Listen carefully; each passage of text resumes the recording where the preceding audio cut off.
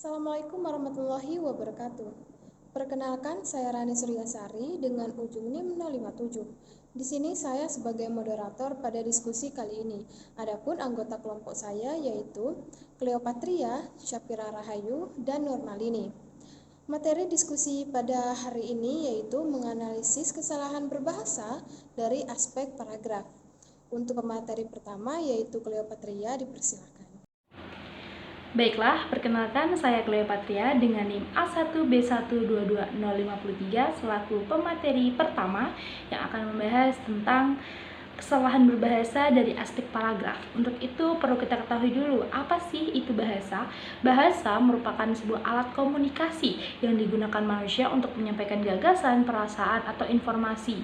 Nah, dalam penulisan itu ada yang namanya penulisan paragraf.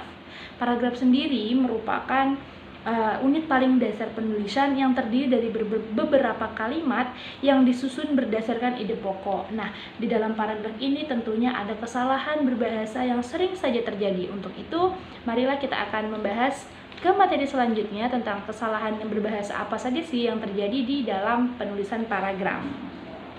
Nah, untuk yang pertama yaitu ada kesalahan tata bahasa, yang kedua ada kesalahan ejaan, yang ketiga ada kesalahan pemilihan kata, yang keempat ada kesalahan redundansi, dan yang kelima ada kesalahan gaya bahasa. Mari kita kupas satu persatu.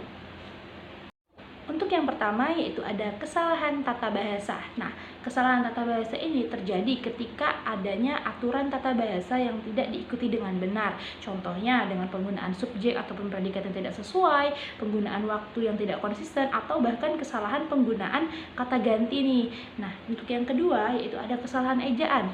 Kesalahan ejaan itu terjadi kadangkala pada saat kata-kata itu dieja itu tidak dilakukan dengan benar. Nah, ini bisa termasuk ke dalam kesalahan berbahasa dalam penulisan huruf-huruf seperti huruf kapital ataupun penggunaan kata ganda atau bahkan penggunaan kata majemuk yang tidak diperlukan. Kemudian dengan adanya kesalahan ejaan ini itu dapat mengganggu pemahaman para pembaca. Yang ketiga itu ada kesalahan pemilihan kata. Nah, kesalahan pemilihan kata ini sering terjadi ketika digunakan tidak sesuai dengan konteks ataupun memiliki makna yang salah. Nah, misalnya dengan penggunaan sinonim ataupun antonim yang tidak tepat. Kesalahan ini dapat mengurangi kejelasan pesan yang ingin disampaikan dalam sebuah tulisan. Untuk itu, pemilihan kata ini benar-benar harus diperhatikan dengan baik. Supaya apa? Supaya pembaca dapat memaknai tulisan yang kita baca. Nah, yang keempat itu ada kesalahan redundansi yang merupakan kesalahan yang terjadi jika informal yang sama atau serupa itu diulang dalam teks dengan cara yang tidak perlu. Nah, contohnya pengulangan kata-kata atau frasa yang sama secara berulang-ulang. Nah, kesalahan ini itu dapat mengganggu alur baca sehingga membuat para pembaca itu bingung ataupun pusing dengan apa yang sedang mereka baca. Nah, yang terakhir itu ada kesalahan gaya bahasa. Kesalahan gaya bahasa merupakan kesalahan yang terjadi ketika gaya penulisan yang digunakan itu tidak sesuai dengan konteks atau tujuan komunikasi dalam tulisan. Nah, misalnya saja penggunaan gaya bahasa yang terlalu formal ataupun santai. Misalnya dalam tulisan suasana itu sedang santai tapi menggunakan gaya bahasa yang formal, itu kan tidak sesuai sehingga terjadi kesalahan gaya bahasa. Nah, penting sekali untuk menghindari kesalahan-kesalahan dalam penulisan agar teks yang kita tulis itu dapat dipahami oleh pembaca dengan cermat dan baik. Nah, dengan memperhatikan hal-hal tersebut, penulis ataupun kita nih sebagai calon penulis nantinya akan dapat meningkatkan kualitas dari komunikasi tulisan yang kita buat. Mungkin itu saja yang dapat saya sampaikan. Sekian, terima kasih. Baiklah, terima kasih kepada moderator. Selanjutnya saya akan menjelaskan tentang pentingnya analisis kesalahan berbahasa dari aspek paragraf. Nah, menganalisis kesalahan berbahasa adalah aspek paragraf sangatlah penting dalam sebuah penulisan. Berikut adalah beberapa cara atau alasan mengapa pentingnya untuk menganalisis kesalahan berbahasa dalam aspek paragraf. Yang pertama itu kualitas penulisan yang baik. Nah, kualitas penulisan yang baik itu maksudnya yang bagaimana? Nah, untuk meningkatkan kualitas penulisan, penting untuk memperhatikan beberapa hal seperti tata bahasa yang benar, struktur yang jelas, penggunaan kosakata yang tepat, serta penyusunan argumen yang logis dan juga koheren. Selain itu, selain meluangkan waktu untuk merevisi dan juga mengedit tulisan agar lebih halus dan terperinci. Lanjut, yang kedua yaitu pemahaman yang lebih baik. Nah, pemahaman yang lebih baik ini maksudnya untuk memahami sesuatu yang lebih baik, penting untuk meluangkan waktu untuk belajar, bertanya pertanyaan, mencari informasi tambahan, dan juga mencoba melihat dari berbagai sudut pandang.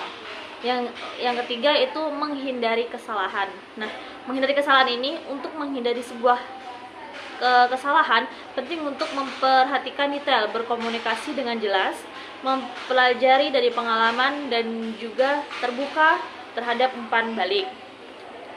Yang empat, meningkatkan kredibilitas. Maksud dari meningkatkan kredibilitas ini tuh kita dapat memastikan bahwasanya informasi yang ada dan juga diberikan itu lebih akurat dan juga didukung oleh sebuah bukti. Tetap konsisten dalam tindakan dan perkataan Anda, dan membangun hubungan yang kuat berdasarkan kepercayaan dan integritas. Yang terakhir yaitu ada meningkatkan efektivitas komunikasi. Untuk meningkatkan efektivitas komunikasi itu, Anda dapat fokus pada pendengaran yang aktif, menggunakan bahasa yang jelas dan mudah dipahami, memperhatikan ekspresi nonverbal, serta mengadaptasi gaya komunikasi Anda dengan yang sesuai dengan audiens. Mungkin hanya yang dapat saya sampaikan, saya kembalikan kepada moderator.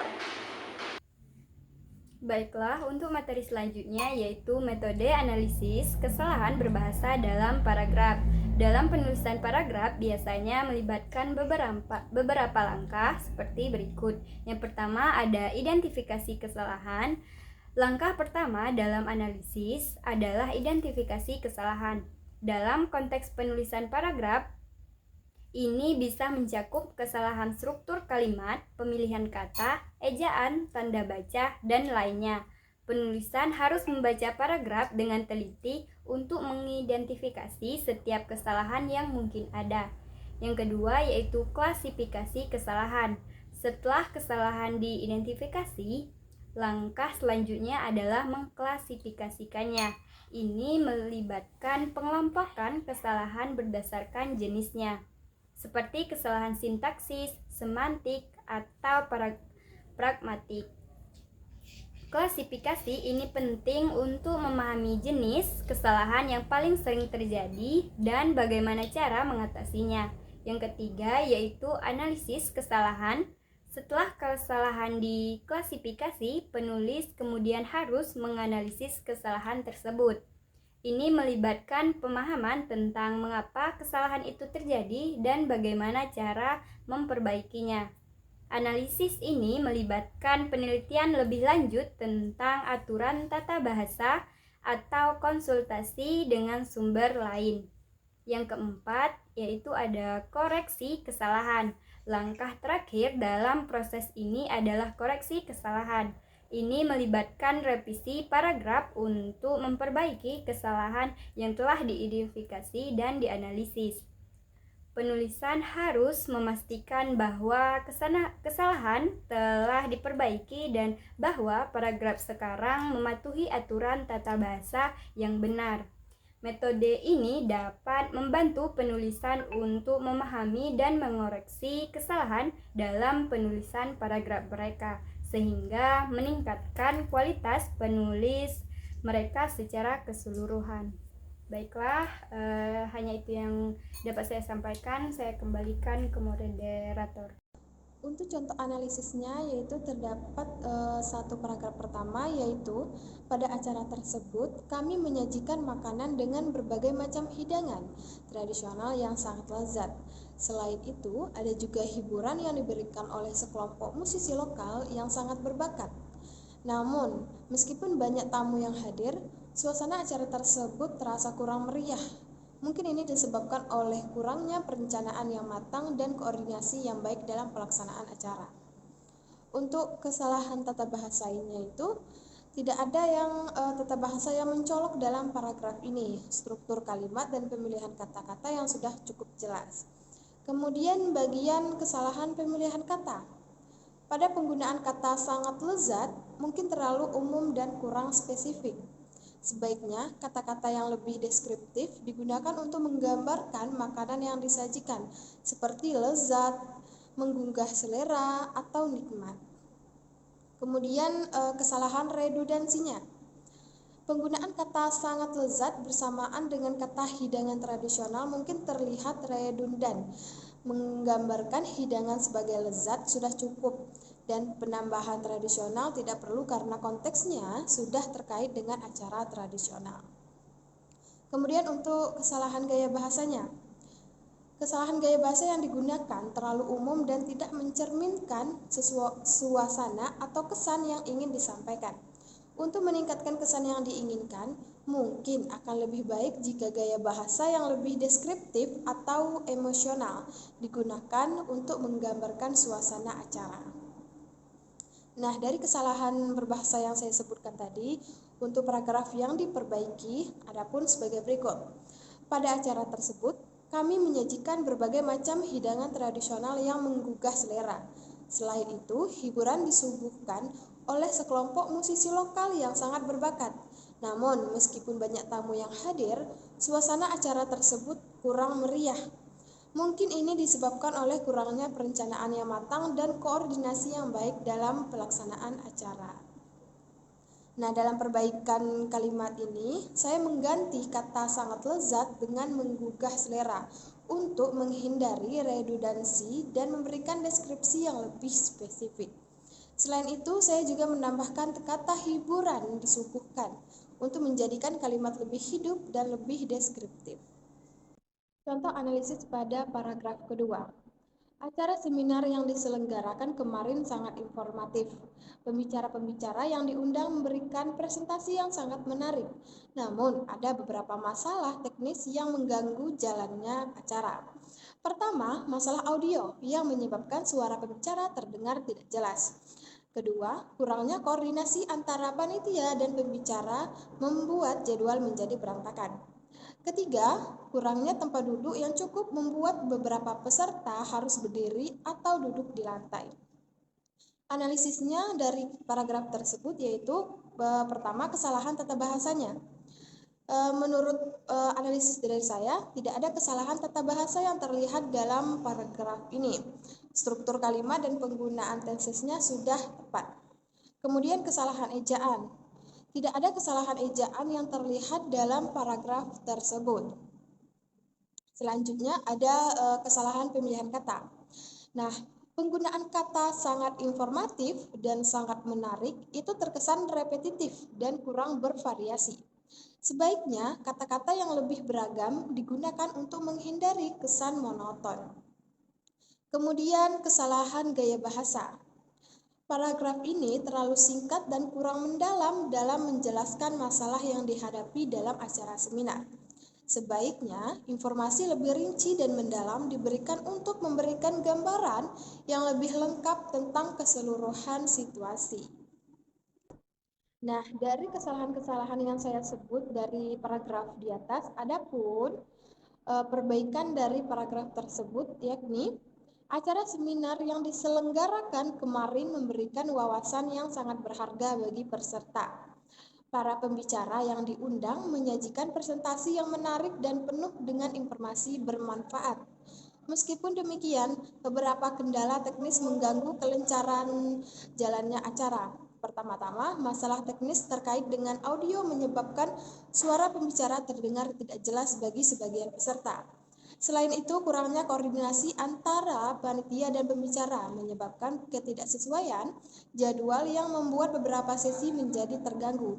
Tidak hanya itu, kurangnya fasilitas tempat duduk yang mencukupi menyebabkan beberapa peserta terpaksa berdiri atau duduk di lantai. Dalam perbaikan ini, saya mengganti kata-kata sangat informatif dan sangat menarik dengan frasa yang lebih deskriptif dan bervariasi. Selain itu, saya juga menambahkan informasi lebih rinci mengenai masalah teknis yang dihadapi dalam acara seminar dan dampaknya terhadap kelancaran acara. Kemudian contoh analisis pada paragraf ketiga.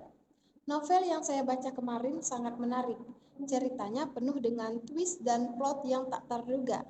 Namun, ada beberapa kesalahan cetak yang mengganggu pengalaman pembaca saya. Pertama, terdapat beberapa kata yang terpotong di ujung baris. Kedua, ada beberapa kesalahan ejaan yang membuat saya harus mengulang-ulang kalimat untuk memahaminya. Ketiga, tata letak halaman yang kurang rapi membuat saya kesulitan untuk mencari halaman yang saya inginkan. Nah, analisis dari paragraf tersebut, pertama, kesalahan tata bahasa. Untuk kesalahan tata bahasa ini yang terlihat dalam paragraf ini itu tidak ada struktur kalimat yang sudah cukup jelas dan sesuai. Kemudian kesalahan ejaan. Paragraf ini tidak memiliki kesalahan ejaan yang terlihat sehingga bagian ini tidak memerlukan perbaikan. Kemudian kesalahan pemilihan kata. Nah, penggunaan kata sangat menarik itu terkesan terlalu umum dan kurang spesifik. Sebaiknya kata-kata yang lebih deskriptif digunakan untuk menggambarkan kesan positif dari novel yang dibaca. Kemudian selanjutnya kesalahan gaya bahasa. Nah, paragraf ini tidak memberikan informasi yang cukup mendalam tentang kesalahan cetak yang dihadapi selain terpotongnya beberapa kata di ujung baris. Sebaiknya informasi lebih rinci diberikan untuk memberikan gambaran yang lebih lengkap tentang kesalahan tersebut. Dari beberapa analisis yang saya sebutkan tadi, ada pun perbaikan dari paragraf tersebut. Novel yang saya baca kemarin memiliki cerita yang begitu menarik dan memikat hati. Setiap halaman dipenuhi dengan twist dan plot yang tak terduga, menjadikan setiap bab sebuah petualangan yang seru. Namun, ada pengalaman pembaca saya terganggu oleh beberapa kesalahan cetak yang muncul. Pertama-tama, saya sering menemui beberapa kata yang terpotong di ujung baris, sehingga saya harus berhenti sejenak untuk mencerna kata-kata tersebut. Selain itu, ada beberapa kesalahan ejaan yang membuat saya harus membaca kalimat beberapa kali untuk memastikan pemahaman yang benar. Ketidakrapihan dalam letak halaman juga membuat saya kesulitan untuk mencari halaman yang saya inginkan. Dalam perbaikan ini, saya menambahkan deskripsi yang lebih detail tentang alasan kenapa novel tersebut menarik dan bagaimana kesalahan cetak mengganggu pengalaman pembaca saya. Nah, hal ini membantu pembaca untuk mendapatkan gambaran yang lebih lengkap dan terinci tentang pengalaman membaca.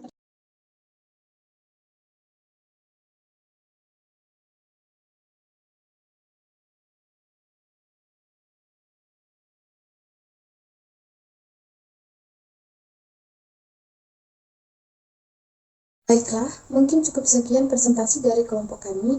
Jika teman-teman ingin bertanya, dipersilahkan pada kolom komentar. Saya tutup. Wassalamualaikum warahmatullahi wabarakatuh.